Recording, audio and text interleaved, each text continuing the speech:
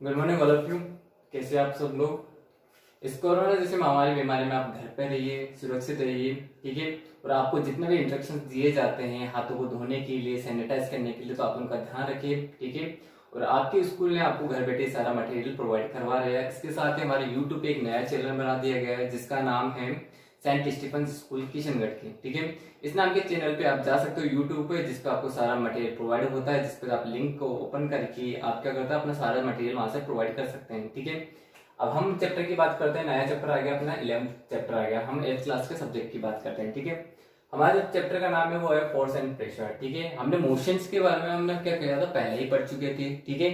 अब मोशन के साथ क्या होता है कि मोशंस के अंदर हमने फोर्स के बारे में पढ़ा था, ठीक है। अब ये चीज आ रही है इसमें the force and the pressure, ठीक है। साथ में मोशन वाला जो पीछे का है वो भी कुछ हद तक क्या है हम पढ़ते जाएंगे, ठीक है। पहली बात तो हम जनरली नॉर्मल सी बात करते हैं कि हमने डेली लाइफ के अंदर क्या होता है, बहुत सारी चीजों को कॉमनली चीजें देखते हो, ठीक है। जैसे बहुत सारे लवर्स होते हैं, क्रिकेट लवर्स होते हैं, ठीक है। तो क्या होता है क्रिकेट देखते हैं, तो क्रिकेट के अंदर मैं आपको दो एक्शन ऐसे बताने वाले हैं जिनके सबसे ज्यादा ही चीजें होती है। जैसे आपकी चीजों को हिट करना होता है, मारना होता है, कि जो फील्डर्स होते हैं वो बॉल को पकड़ते हैं, फुटबॉल खेलने वाले किक मारते हैं फुटबॉल्स को। अब डेली की लाइफ में क्या होता है, बहुत सारी चीजों को क्या होता है देखते रहते हो, ठीक है। तो वो सब चीजें क्या होती है, कैसे होती है, वो किसके थ्रू होती है, वो आज इस चैप्टर के अंदर पढ़ने वाले हैं, ठीक है। तो इस चैप्टर को स्टार्ट करते हैं। हमारा जो पहला टॉपिक है वो है फोर्स ए पुश और ए पुल, यानी कि बल अपकर्षण या अभिकर्षण, ठीक है। अब बल की बात आती है कि बल क्या होता है, इस चीज को मुझे डिफाइन करना होता है, ठीक है। बल की बात आती है तो बल के लिए मैं अभी वापस छोटा सा कॉमन सा एग्जांपल लेता हूँ जो आप सबसे ज्यादा चीज को देखते हो। जब आप क्रिकेट देखते हो तो क्रिकेट में क्या होता है, जब उसकी तरफ बॉल फेंकी जाती है तो बॉल क्या होता है आगे की तरफ जाती है। आगे की तरफ जाने के बाद क्या होता है, बैट्समैन उसको हिट करता है, हिट करने के बाद दूसरी तरफ जाते हैं, उसको क्या होता है बाकी के फील्डर्स क्या करते हैं उस बॉल को पकड़ते हैं, ठीक है। अब दोनों ही चीजें के अंदर अलग अलग चीज हो रही है। एक तरफ उसको बॉल को फेंका जा रहा है, एक उसको हिट कर रहा है यानी कि फेंकना, और एक तरफ हिट करना, यानी दो एक्शन एक साथ सिमिलर टाइम में हो रहे हैं। यानी कि मैं कह सकता हूँ कि किसी भी चीज को फेंकना हो रहा है, फेंकने का मतलब उसको पुश करना हो रहा है, ठीक है। और एक उसको हिट करना होता है, यानी कि इसको वापस क्या कर रहा है उसको, ठीक है, धक्का देना होता है, ठीक है। दो action as a similar time में वापस हो रहे हैं, ठीक है। अब देखना क्या होता है कि जब बॉल को फेंका जाता है, बॉल को फेंकने का मतलब उसको क्या होता है धक्का दिया जा रहा है। धक्का देने की वजह से उस ऑब्जेक्ट होता है उसके अंदर क्या होता है मोशन आता है। मोशन आने की वजह से क्या होता है, गति होने की वजह से क्या होता है वो आगे की तरफ जाती है। आगे की तरफ जाने के बाद क्या हिटमैन क्या करता है उसको बॉल को हिट करता है। हिट करने का मतलब होता है उसको क्या करता है वापस धक्का मारा। धक्का मारने से बॉल क्या होता है सिर्फ ऑब्जेक्ट से टकरा के क्या होता है दूसरी तरफ चली जाती है। यानी इस पे सेम टाइम पे दो चीजें एक साथ हो रही है, तो उसको धक्का दिया जा रहा है और फेंका भी जा रहा है। जब उसको फील्डर कैच करता है तो उसको क्या होता है हैंड्स को थोड़ा सा पीछे की तरफ करते हैं, यानी उस बॉल को हल्का से क्या करते हैं खींचते हैं।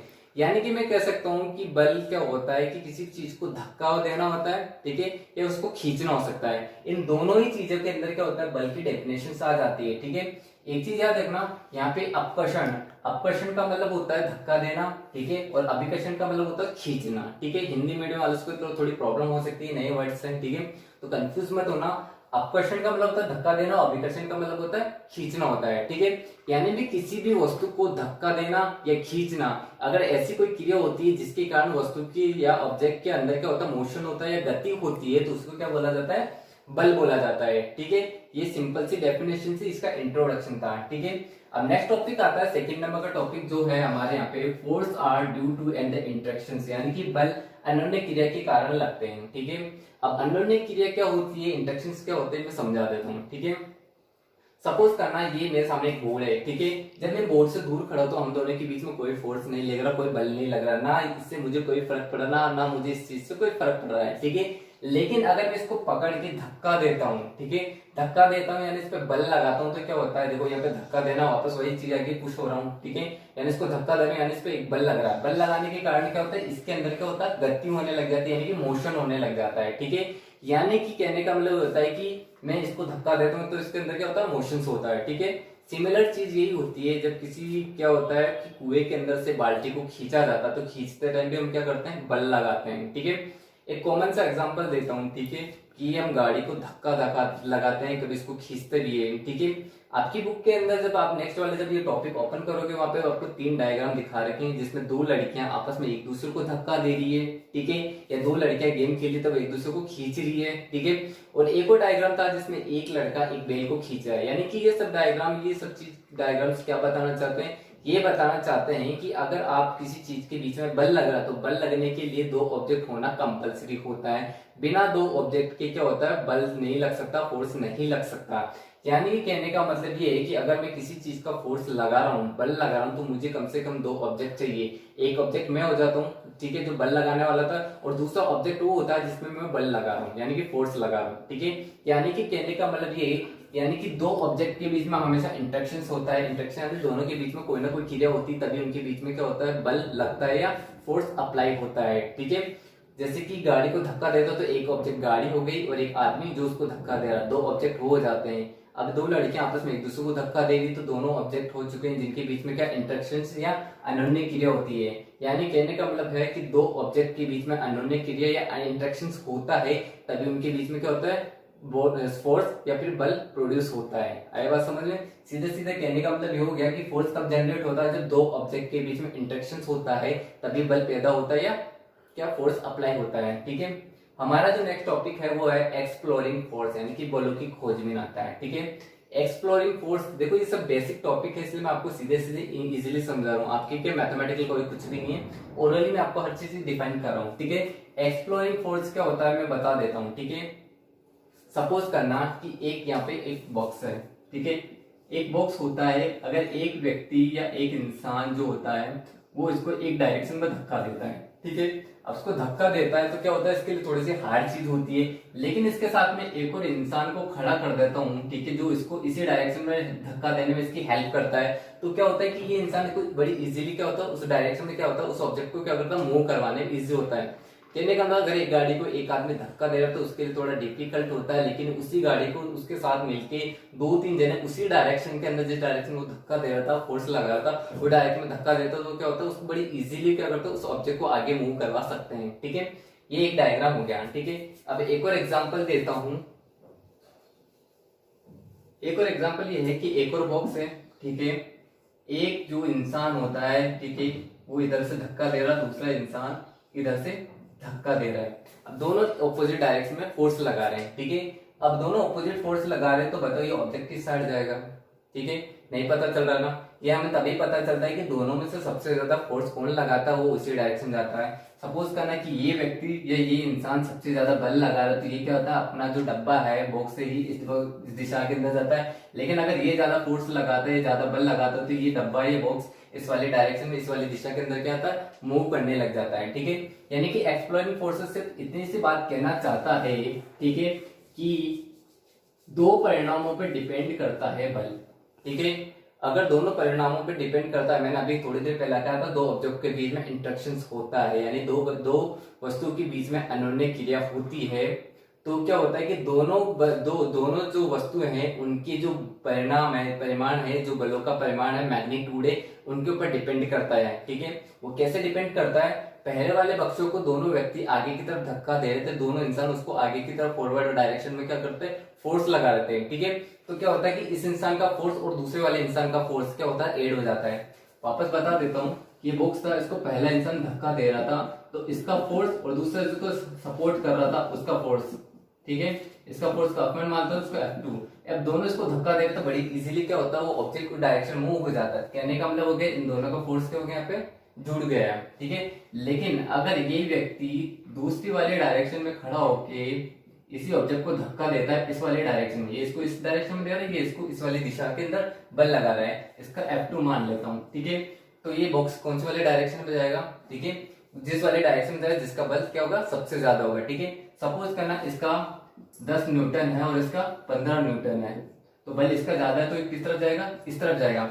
लेकिन इस वाले से कितना बल ज्यादा लगा रहा है, इसे कितना लगाएगा, 5 न्यूटन। वो कैसे पता है कि हमने 15 न्यूटन में से 10 न्यूटन को हमने क्या कर दिया, लेस कर दिया, तो हमें पता चल गया 5 न्यूटन आ गया। यानी कहने का मतलब ये, अगर दो ऑब्जेक्ट ऑपोजिट डायरेक्शन के अंदर फोर्स लगाते हो तो उनके बीच में क्या साइन आ जाता है, माइनस का साइन आ जाता है, यानी उनके बीच में डिफरेंस हो जाता है, ठीक है। तो ये हो जाता है, अगर जो दो ऑब्जेक्ट मतलब दो इंसान अगर एक ही डायरेक्शन के अंदर किसी ऑब्जेक्ट के ऊपर बल लगा रहे हैं तो उन दोनों का फोर्सेस क्या हो जाता है, उस कंडीशन में ऐड हो जाता है। समझ में ये चीज? यानी कि कहने का मतलब हो गया एक्सप्लोरिंग फोर्सेस के अंदर अगर दो व्यक्ति, ठीक है, या दो पर्सन, ठीक है, एक ही ऑब्जेक्ट को, एक ही चीज को अगर एक ही दिशा के अंदर सिमिलर डायरेक्शन के अंदर अगर बल लगाते हैं, फोर्स लगाते हैं, तो इन दोनों के बल क्या होता है, आपस में जुड़ जाते हैं, इन दोनों के फोर्सेस आपस में ऐड हो जाते हैं, ठीक है। यह पहला था। और सेकंड ये कहना चाहता हूँ कि अगर दो पर्सन, दो ऑब्जेक्ट, ठीक है, दो व्यक्ति किसी ऑब्जेक्ट को ऑपोजिट डायरेक्शन से बल लगा रहे हैं, जैसे ये एक इधर से लगा रहा है, एक इधर से लगा रहा है, ठीक है, तो इन दोनों के बलों का अंतर हो जाता है, यानी कि ऑपोजिट डायरेक्शन हो गई फोर्सेस की तो माइनस का साइन आ जाएगा दोनों के बीच में, लेकिन अगर दोनों की सिमिलर डायरेक्शन हो गई तो क्या आ जाएगा, प्लस का साइन आ जाएगा। ये क्या होता है, हमारे एक्सप्लोरिंग फोर्सेज या बलों की खोजबीन होती है, ठीक है। आए भाई समझ। अब हम नेक्स्ट टॉपिक की बात करते हैं, ठीक है। नेक्स्ट टॉपिक हमारा a force can change the state of A motion, that means किसी भी बल किसी भी वस्तु की अवस्था में परिवर्तन कर सकता है, ठीक है। हमने जो लास्ट वाला चैप्टर पढ़ा था मोशन के बारे में पढ़ा था, ठीक है। मोशन के बारे में हमने पढ़ा था तो हमने ये देखा था कि जितने भी मोशंस होते हैं उसके बिहाइंड में यानी उसके पीछे एक क्या करता है, बल कार्य करता है, ठीक है। और वो कैसे करता है, मैं आपको छोटा सा वापस वही एग्जांपल लेने जा रहा हूँ, ठीक है। क्रिकेट का एग्जांपल लेके जा रहा हूँ, ठीक है।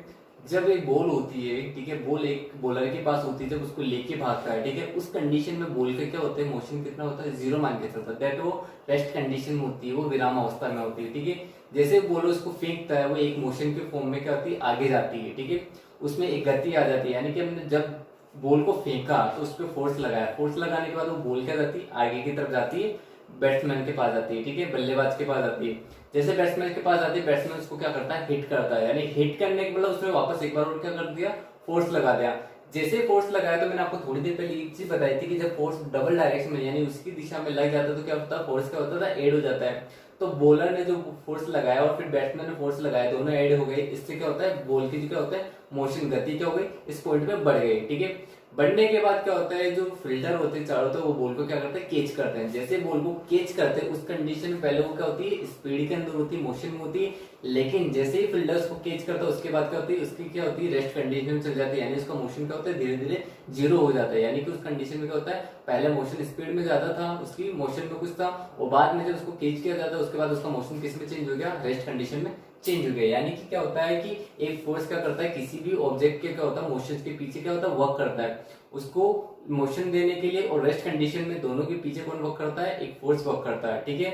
अब इसके बाद आगे का टॉपिक की बात करता हूँ। अगला टॉपिक है force can change the shape of an object, बल किसी भी वस्तु की आकृति में परिवर्तन कर सकता है। हाँ, क्योंकि हम डेली की लाइफ में बहुत सारे ऐसे प्रैक्टिकल चीजें देखते हैं जिसमें हम ये देखते हैं, ठीक है। जैसे ये होता है कि हमारे घर में आटा गूंदा जाता है, ठीक है, जैसे कोई बहुत सारी चीजें ऐसी होती है जिसपे हम कंटिन्यू एक साथ वर्क करते जाते हैं तो वो क्या होता है, फोर्स पे क्या होता है, टूट जाती है, फिर हो जाती है। मैं कॉमन एग्जांपल लेता हूँ, ठीक है। पहले तो एक ऐसी चीज लेते हैं, ऑब्जेक्ट लेते हैं, ठीक है, पानी की बोतल का एग्जांपल देता हूँ। पानी की बोतल को हम नॉर्मली शेप में होती है, जब उस पर क्या होता है, हल्का सा प्रेशर लगाते हैं, उसको बल लगाते हैं, बल लगाने के बाद क्या होता है, उसका जो शेप होता है वो क्या होता है, डिफॉर्म हो जाता है, ठीक है।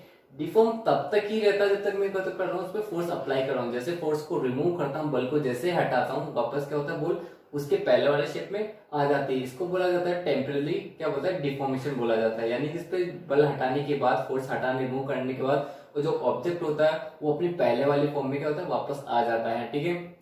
लेकिन कुछ कुछ परमानेंट डिफॉर्म हो जाते हैं, ठीक है। डिफॉर्म ऐसे होते हैं, कोई सॉलिड बॉल को लेने के बाद उसको कंप्लीटली प्रेस करने के बाद क्या होता है, वो ऑब्जेक्ट ही टूट जाता है, कंप्लीटली डिफॉर्म हो जाता है, उसको बोला जाता है परमानेंटली डिफॉर्मेशन बोला जाता है। कहने का मतलब ये है कि किसी भी ऑब्जेक्ट पे फोर्स लगा के उसके शेप में चेंज कर जा सकता है, ठीक है।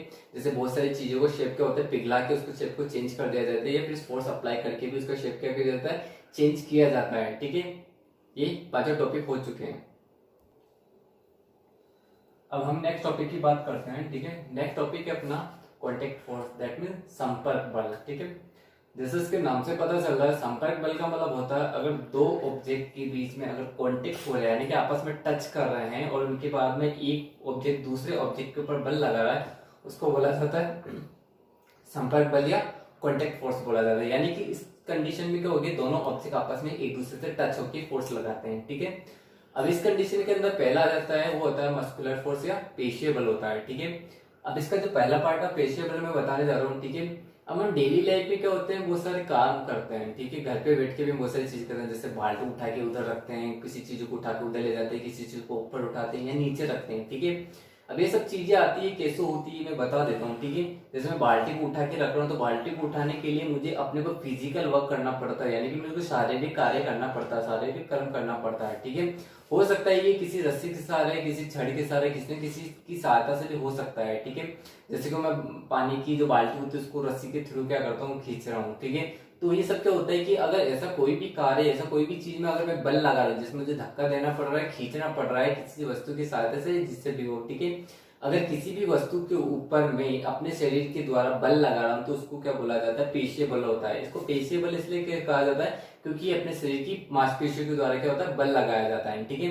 जैसे मैं पानी की बाल्टी खींचता हूँ तो मेरे मांसपेशियों के द्वारा मैं क्या करूँ, क्या करूँ, खींच रहा हूँ, ठीक है। एक कॉमन और एग्जांपल दे देता हूँ, बहुत सारे जानवर होते हैं, ठीक है, जानवर होते हैं जैसे कि गधा होता है, घोड़ा होता है या फिर बैल होता है। ये बैलगाड़ी को खींचते हैं या दूसरी चीजों को खींचते हैं, तो इनके शरीर के द्वारा ही क्या होता है, इनकी जो बॉडी होती है फिजिकल के थ्रू क्या करते हैं, इन चीजों को खींचते हैं, ठीक है। तो इनकी शरीर की मांसपेशियों के द्वारा इनको क्या करा जाता है, खींचा जाता है, इसलिए इसको क्या बोला जाता है, मस्कुलर फोर्स बोला जाता है, पेशीय बल बोला जाता है, क्योंकि ये मांसपेशियों के द्वारा बल लगाया जाता है, ठीक है। जैसे हम खाना पचाते हैं, खाना खाते हैं, मांसपेशियों पे मतलब हम जो सांस लेते हैं, ठीक है, ये सब चीजें होती है, ये भी मांसपेशियों के द्वारा होती है, ठीक है। यानी कि हमारे डेली लाइफ में जो मस्कुलर फोर्स होता है वो कंटिन्यू वर्क करता रहता है, ठीक है। अब इसके नीचे वाला आता है, वो आता है फ्रिक्शन फोर्स या फिर घर्षण बल होता है, ठीक है। अब घर्षण बल क्या होता है, ठीक है, जब हम कोई भी कॉमन एग्जाम्पल देता हूँ कि बॉल होती है उसको लुढ़काते हैं, लुढ़काने के बाद क्या होता है, वो बॉल थोड़ी दूर तक तो जाती है और जाने के बाद क्या होता है, खुद से रुक जाती है, यानी कि पहले मोशन में होती है, आफ्टर दैट वो किस में चली जाती है, रेस्ट में चली जाती है, ठीक है। एज ए सिमिलर अगर हम साइकिल चलाते हैं, साइकिल के पेडल लगाते हैं, तब तक वो फोर्स लगा रहे तब तक वो क्या करती है, मोशन में होती है साइकिल, लेकिन जैसे पेडल लगाना बंद कर देते हैं, यानी कि हमने फोर्स लगाना बंद कर दिया साइकिल को, तो साइकिल भी क्या करती है, थोड़ी दूर तक तो चलती है और चलने के बाद क्या चलती है, रेस्ट कंडीशन में चली जाती है, ठीक है। तो ऐसा क्यों होता है, ठीक है, तो ऐसा इसलिए होता है क्योंकि एक और फोर्स वर्क करता है जिसको बोला जाता है फ्रिक्शन फोर्स बोला जाता है, ठीक है। फ्रिक्शन जो फोर्स होता है वो हमेशा किस चीज के लगता है, जो भी जितनी भी मोशंस वाली चीजें होती है वो उनके साथ ही लगता है, ठीक है, और ऑपोजिट डायरेक्शन में लगता है मोशन के, ठीक है। कि बता देता हूँ कि अगर कोई भी ऑब्जेक्ट इस वाले डायरेक्शन में जा रहा है तो इसके ऑपोजिट डायरेक्शन में हमेशा क्या लगता है, फ्रिक्शन फोर्स लगता है, ठीक है, ये फ्रिक्शन फोर्स लगता है, या फिर घर्षण बल हमेशा गति की विपरीत दिशा में लगता है, या फिर मोशन की ऑपोजिट डायरेक्शन में हमेशा कौन सा फोर्स लगता है, फ्रिक्शन फोर्स लगता है, ठीक है। लेकिन ये कॉन्टेक्ट फोर्स इसलिए होता है क्योंकि इसमें भी दोनों ऑब्जेक्ट के बीच में ही हमेशा कौन सा फोर्स लगता है, फ्रिक्शन फोर्स लगता है। जैसे साइकिल के टायर और सड़क जो होती है, ठीक है, इन दोनों के सरफेस के बीच में हमेशा कौन सा फोर्स लगता है, फ्रिक्शन फोर्स लगता है। कि अगर साइकिल आगे वाले फॉरवर्ड डायरेक्शन में मोशन करती है, जो फ्रिक्शन फोर्स होता है वो हमेशा इसकी बैकवर्ड डायरेक्शन में क्या करता है, वर्क करता है, ठीक है। लेकिन अगर मोशन ज्यादा हुआ फ्रिक्शन फोर्स से तब तो ऑब्जेक्ट मोशन में होता है, ठीक है। लेकिन अगर ऑब्जेक्ट का मोशन जो होता है वो फ्रिक्शन फोर्स से अगर कम होता है, उस कंडीशन में क्या होता है, गाड़ी या कोई भी चीज होती है वो रेस्ट कंडीशन में चली जाती है। तो इस तरह से ये फ्रिक्शन फोर्स वर्क करता है, ठीक है। और ऊपर मैंने मस्कुलर फोर्स बता दिया है। एक और चीज मैं बता देता हूँ, ठीक है, फ्रिक्शन फोर्स की कंडीशन ये होती है कि फ्रिक्शन फोर्स हमेशा मोशन की, कोई भी ऑब्जेक्ट की मोशन की ऑपोजिट डायरेक्शन में वर्क करता है, ठीक है, और हमेशा मोशन वाले ऑब्जेक्ट पे हमेशा वर्क करता है। चाहे कोई भी ऑब्जेक्ट मोशन कर रहा हो उस पर हमेशा कौन सा फोर्स वर्क करता है, फ्रिक्शन फोर्स वर्क करता है, ठीक है। अब इसके नेक्स्ट वाले टॉपिक के लिए हम क्या करते हैं, बात करते हैं। इसका नेक्स्ट वाला जो टॉपिक है वो है अपना नॉन कॉन्टेक्ट फोर्स या असंपर्क बल होता है, ठीक है। अब पहले की कंडीशन में हमने पढ़ा था कि संपर्क बल या कॉन्टेक्ट फोर्स में दो ऑब्जेक्ट एक दूसरे के कॉन्टेक्ट में आते हैं, यानी कि एक दूसरे के संपर्क में आ जाते हैं, लेकिन जो नॉन कॉन्टेक्ट होता है उसमें क्या होता है, दोनों ऑब्जेक्ट एक दूसरे को कॉन्टेक्ट में नहीं आते, यानी कि दोनों एक दूसरे को टच नहीं करते, फिर भी एक ऑब्जेक्ट दूसरे ऑब्जेक्ट पे क्या करता है, फोर्स अप्लाई करता है, ठीक है। और वो कैसे होता है वो देखते हैं। इसका पहला वाला आता है वो है मैग्नेटिक फोर्स, दैट मीन्स चुंबकीय बल होता है, ठीक है। आपने ये चीज तो बहुत बार करी होगी, मैं श्योर होता हूँ कि ये चीज आपने करी है क्योंकि आपने छोटे थे तब तो चुंबक से बहुत अच्छे से खेला होगा, ठीक है। अब इसमें क्या होता है कि अगर दो मैग्नेट होती है, दो मैग्नेट में से सिर्फ जिनके सिमिलर पोल होते हैं, एग्जांपल दे देता हूँ, जैसे दो मैग्नेट है हमारे पास, एक N और एक S। अगर देखो, अगर मैं सिमिलर पोल वाले, यानी कि ये N पोल है ये भी N पोल है, इन दोनों को अगर पास में इनके लेके जाता हूं तो फिर क्या होता है, इनके बीच में रिपेल होता है, दैट मींस ये उसको प्रतिकर्षित करते, उसको दूर भेजते, रिपेल होता है। यानी कि सिमिलर अगर जो पोलर होते हैं, मैग्नेट के सिमिलर पोलर होते हैं, तो एक दूसरे के पास में ले जाने के बाद क्या होता है, इन दोनों के बीच में रिपेल होता है। लेकिन अगर ऑपोजिट में रख देता हूँ, अगर यहाँ पे मैं S रख देता हूँ और यहाँ पे N रख देता हूँ, देन इनके बीच में एक फोर्स वर्क करता है जो दोनों को अट्रैक्ट कर देता है। यानी कि कहने का मतलब ये होगा, अगर चुंबक के दोनों ध्रुव समान ध्रुवों को रखा जाता तो एक दूसरे को प्रतिकर्षित करती है, लेकिन अगर ऑपोजिट रखा जाता है, यानी कि अलग अलग सिरे रखे जाते हैं, तो एक दूसरे को आकर्षित कर सकती है, ठीक है। यानी कहने का मतलब है कि अगर जो जो मैग्नेटिक फोर्स होता है, चुंबकीय बल होता है, वो एक दूसरे को संपर्क में आए बिना भी एक दूसरे पे क्या लगाना स्टार्ट कर देता है, बल लगाना स्टार्ट कर देता है। ठीक है, अब ये बल लगाता है कि हमारी क्या होती है, साइंस के अंदर सबसे ज्यादा वर्क करती है। जैसे हमारा जो होता है दिशा सूचक यंत्र बोलते हैं, ठीक है, उसके अंदर काम करता है, या बहुत सारी चीज डायरेक्शन पता करने के लिए वर्क करा जाता है। ठीक है, कैंपस के अंदर यूज किया जाता है, तो ये चीज वहां पे यूज आता है, सबसे ज्यादा बल के बारे में आता है। ठीक है, अब इसके नीचे जो आता है वो आता है इलेक्ट्रोस्टैटिक फोर्स। ठीक है, यानी कि स्थिर वैद्युत बल आता है। ठीक है, स्थिर वैद्युत बल उन चीजों के बीच में लगता है जो चार्ज और अनचार्ज के बीच में लगती है। ठीक है, एग्जाम्पल देता हूँ। ठीक है, एक स्केल होती है, स्केल को दो टुकड़ों में तोड़ दिया जाता है, प्लास्टिक स्केल को। ठीक है, अब एक स्केल को किसी भी पेपर से रगड़ के या फिर अपने सर में रगड़ने के बाद और दूसरे इस हिस्से को तोड़ दिया जाता है, लटका दिया जाता है। कहने का मतलब ये है कि अगर मैं एक हिस्से को स्केल के लटका देता हूँ, दूसरे हिस्से को मैं सर में रगड़ देता हूँ बालों के अंदर, या फिर पेपर के ऊपर रगड़ने के बाद, इस वाले को रगड़ने के बाद क्या होता है कि अगर किसी भी स्केल के टूटे हुए हिस्से को अगर किसी भी चीज से रगड़ा जाता है, यानी कि वो पेपर से रगड़ा जाता है, बालों से रगड़ा जाता है, तो उसमें क्या होता है, उसके चार्ज हो जाते हैं, यानी कि वो चार्ज हो जाती है। ठीक है, और जो बाकी कैसे होता है उसको मैं हवा में लटका रखूँ एक धागे से। ठीक है, लेकिन ये चार्ज और ये अनचार्ज है, तो जैसे ही चार्ज वाले पार्ट को अनचार्ज वाले पार्ट के पास लेके जाता है तो उसको क्या करती है, अपनी तरफ अट्रैक्ट करती है। आई बात समझ में? यानी कि ये जो भी होता है ये फोर्स किसके थ्रू लगता है, चार्जेस के थ्रू लगता है। ठीक है, यानी कहने का मतलब ये भी नॉन कांटेक्ट फोर्सेस है, यानी कि एक दूसरे को कांटेक्ट में नहीं लाया जाता, संपर्क में नहीं लाया जाता, फिर भी एक जो स्केल होती है वो दूसरी स्केल को अपने ओर आकर्षित करती है, यानी कि एक फोर्स अप्लाई करती है, अट्रैक्शन फोर्स अप्लाई करती है। ठीक है, तो ये भी एक नॉन कांटेक्ट फोर्सेस होता है। ठीक है, इसके बाद आता है नीचे ग्रेविटेशनल फोर्स। ठीक है, ग्रेविटेशनल फोर्स सबसे कॉमन फोर्सेस है। ठीक है, यानी कि जितनी भी चीजें होती है, ऑब्जेक्ट होगी, चाहे वो ऊपर से गिरे तो हमेशा वो नीचे की तरफ ही आती है, ऊपर जितनी भी चीजें फेंकी जाती है उसको हमारी जो अर्थ होती है वो हमेशा क्या करती है, डाउनवर्ड नीचे की तरफ ही क्या करती है, हमेशा अट्रैक्ट करती है। ठीक है, तो वो नीचे की अट्रैक्ट करती है, तो ये एक फोर्स अप्लाई होता है। ठीक है, जो दिखाई तो नहीं देता लेकिन एक्चुअल में होता है, यानी कि ऑब्जेक्ट के बीच में चाहे कांटेक्ट हो या नहीं हो, हर चीज पे अप्लाई करती है। जैसे मैं एक पेन को ऊपर से डालता हूँ तो ये हमेशा क्या करता है, नीचे की तरफ जाता है, डाउनवर्ड जाता है। अब ये डाउनवर्ड क्यों जाता है, क्योंकि क्या होता है, ग्रेविटेशनल फोर्स क्या करता है, इसके ऊपर अप्लाई वर्क करता है। ठीक है, तो ग्रेविटेशनल फोर्स को नीचे की तरफ खींचा जाता है, जिसको हमें ग्रेविटेशन फोर्स बोला जाता है। ठीक है, इससे सारे ऑब्जेक्ट नीचे की तरफ खींचा जाता है। ये भी नॉन कॉन्टेक्ट फोर्सेज के अंदर काउंट होता है, यानी कि फोर्सेज के जो कॉन्टेक्ट फोर्सेज में दो काउंट होते हैं, एक होता है मस्कुलर और दूसरा होता है फ्रिक्शन, और नॉन कॉन्टेक्ट फोर्सेज के अंदर काउंट होता है वो होता है हमारा मैग्नेटिक और इलेक्ट्रोस्टैटिक और ग्रेविटेशनल फोर्स, ये तीनों खत्म हो जाते हैं। ठीक है, अब हम नेक्स्ट टॉपिक पे आते हैं। हमारा जो नेक्स्ट टॉपिक है वो है प्रेशर, दैट मीन्स दाब। ठीक है, अब दाब क्या होता है, ठीक है, बल और दाब में अंतर है, दैट मीन्स प्रेशर और जो फोर्स होता है दोनों में डिफरेंस होता है या नहीं होता है, होता है। इसको मैं एक प्रैक्टिकली बता देता हूँ। ठीक है, सपोज करना एक कील होती है, ठीक है, इसके आगे वाला जो मुंह होता है हिस्सा, ठीक है, वो क्या होता है, तीखा होता है। ठीक है, अब इस कंडीशन में देखो दोनों में क्या फर्क आता है, जैसे मैं ऊपर से प्रेशर अप्लाई कर सॉरी फोर्स अप्लाई करता हूँ, बल लगाता हूँ, तो बल लगाने के बाद क्या होता है, बल लगाते ही क्या होती है, कील क्या होती है, किसी भी सरफेस के अंदर चली जाती है। ठीक है, लेकिन यही कंडीशन में ऑपोजिट कर देता हूँ। अब मैं सपोज करना है कि कील को उल्टी रख देता हूँ, ठीक है, वही सरफेस से, और उतना को उतने में वापस बल लगा रहा है, उतना को उतने में फोर्स अप्लाई कर रहा हूँ, तो फोर्स अप्लाई करने के बाद क्या कील अंदर जाती है, नहीं जाती। ठीक है, तो दोनों में अंतर क्या है, मैं बल तो उतना ही लगा रहा हूँ लेकिन क्या होता है, कील अंदर नहीं जाती। क्यों नहीं जाती, क्योंकि क्या होता है, एक आपको पहला एग्जांपल दे देता हूँ कि कैसे वर्क करता है। ठीक है,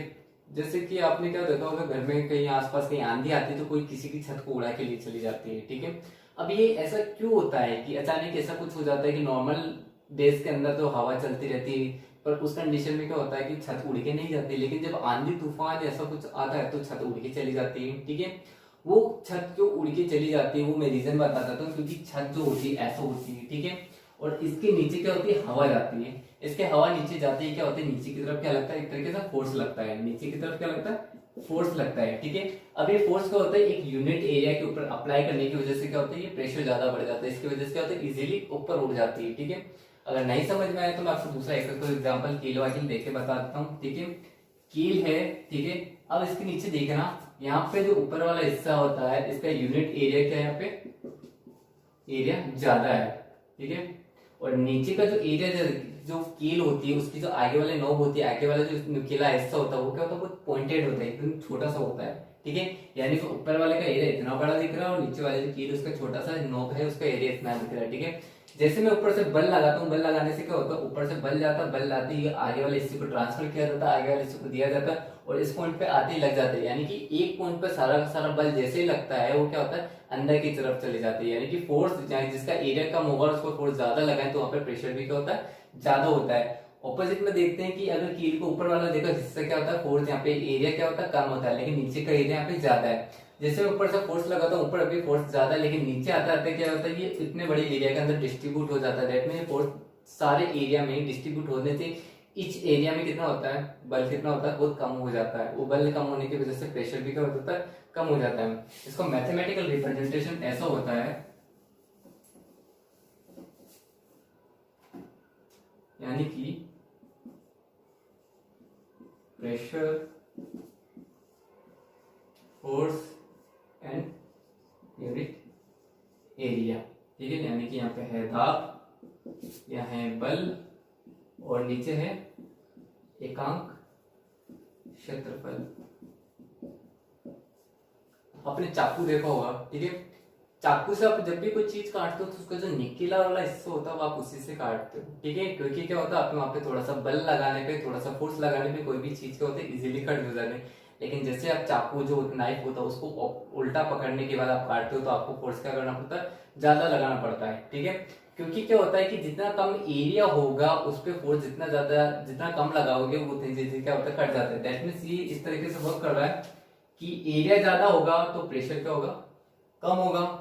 अगर यूनिट एरिया कम होगा तो प्रेशर भी उस जगह पे क्या होगा, ज्यादा हो जाएगा। कहने का मतलब समझ आया, वापस रिपीट कर दे तो एरिया कम होगा तो उस चीज का प्रेशर ज्यादा होगा। जैसे मैं कील का दिया था, उसके नीचे का एरिया कम था तो ऊपर का प्रेशर आते ही ऊपर जैसे बल लगा तो उसका प्रेशर भी क्या होगा, ज्यादा होगा। इसकी वजह से वो नीचे चली जाती है। अगर नीचे का एरिया ज्यादा होगा तो प्रेशर भी क्या होगा, कम हो जाएगा। जैसे नीचे कील का एरिया, जैसे मैंने नीचे की तरफ बड़ा वाला हिस्सा रखा, एरिया ज्यादा हो गया, यानी कि इसका प्रेशर भी क्या होगा, ऑटोमेटिक कम हो चुका है। तो ये इस तरीके से वर्क करता है, ठीक है। यानी कि डेफिनेशन की बात करता हूं तो क्या होता है कि एक यूनिट एरिया के ऊपर लगाया गया फोर्स, ठीक है, एक यूनिट एरिया में लगाया जाने वाला फोर्स क्या होता है, दाब कहलाता है। हिंदी में कहे तो एकांक क्षेत्रफल पे लगाया जाने वाला बल क्या कहलाता है, दाब कहलाता है, ठीक है। अब इसके नेक्स्ट वाले टॉपिक की बात करता हूँ। इसका नेक्स्ट वाला टॉपिक होता है pressure exerted by liquid and the gases, द्रव एंड गैसों के द्वारा लगाया गया दाब, ठीक है।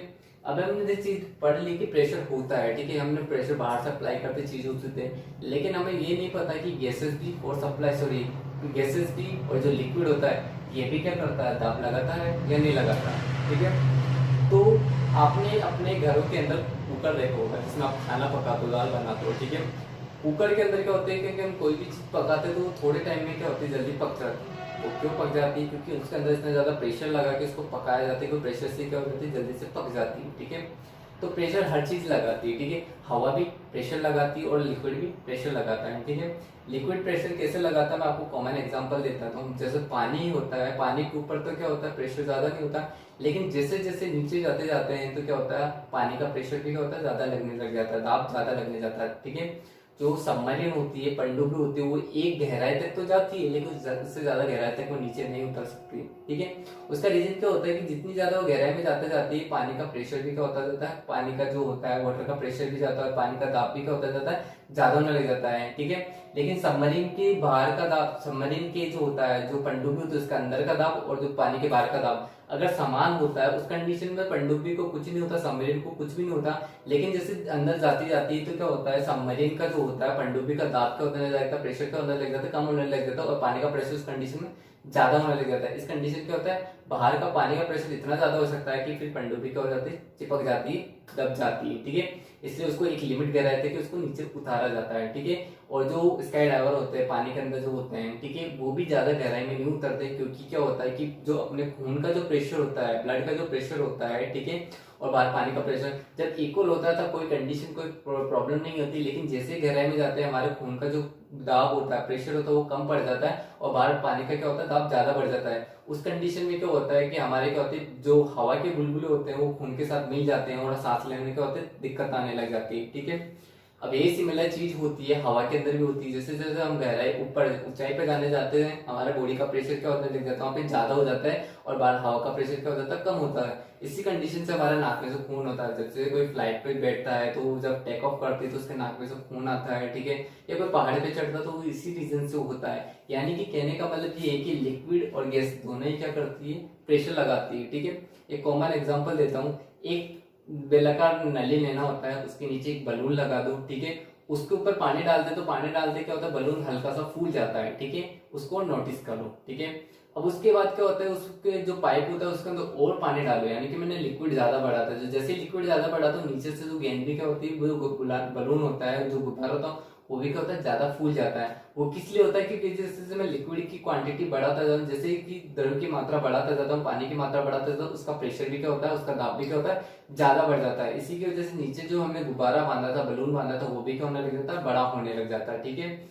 अब यही रीजन होता है कि हमें जो पानी की टंकी होती है वो टंकियां ऊपर बनाई जाती है, ऊंचाई पे बनाई जाती है। ऊंचाई पे इसलिए बनाई जाती है कि ऊंचाई पे रखने के बाद उनके क्या होता है, नीचे से पानी सप्लाई करना होता है, उस पर इतना ज्यादा प्रेशर लगता है कि ऊंचाई कितनी भी दूरी को वहां तक वो पानी की सप्लाई क्या करती है, इजिली पहुंचा सकती है। आप नीचे रखते हो तो क्या होता है कि वो पानी की इतना ज्यादा प्रेशर नहीं बन पाता है कि वो पानी क्या दूर दूर तक पहुंचाए, ठीक है। ये रीजन होता है कि हम घर के ऊपर भी अपनी जो टंकियां होती है, पानी की टंकियां, वो भी छत पे इसीलिए रखा जाते हैं।